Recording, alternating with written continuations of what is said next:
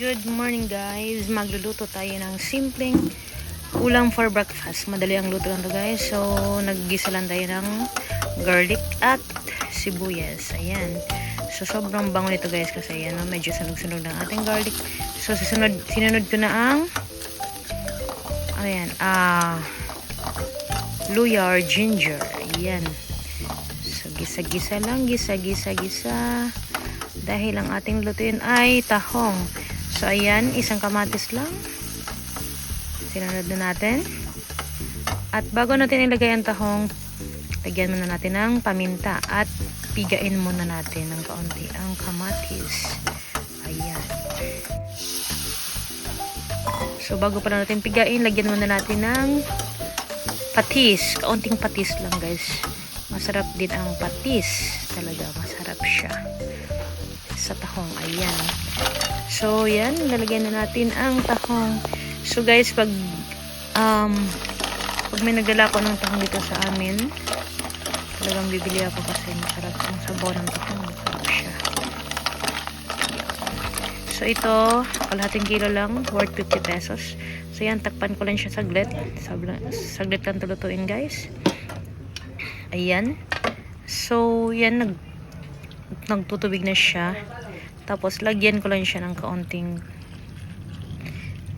tubig para may sabaw ang ating tahong. Ayan. Bango nito guys. Ayan, so, haluin natin ng kaunti. Ayan, takpan ng kaunti at pakuloyin. Ayan, lagyan ko lang siya ng sili. Ayan. So, isang pirasong sili lang guys. Kasi kaunti lang naman ang ating nilulutong tahong. Takpan ulit. At yan. So, na-reduce na ang sabaw. So, pwede na.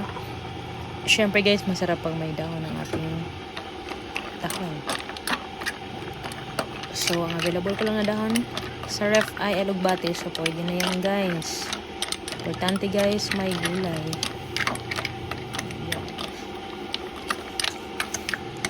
So, ayan. Konting pakulo na lang guys. Dahil mabilis lang maluto ang alugbate. Ayan. So, ayan. Luto na ang ating tahong na may kaunting sabaw. So, yummy. Sarap na ito guys. So, lagyan ko lang siya ng isang pirasong squeezean ko lang siya ng isang pirasong kalamansi. Ayan. Sarap nito sa kanin guys. Ibahog sa kanin. So, ayan. It's hukad time guys. Ayan. Kainan na. Sarap nito guys. Tahong. Yun mainit-init pa guys. So, ito pala guys. Tahong for breakfast na ulam.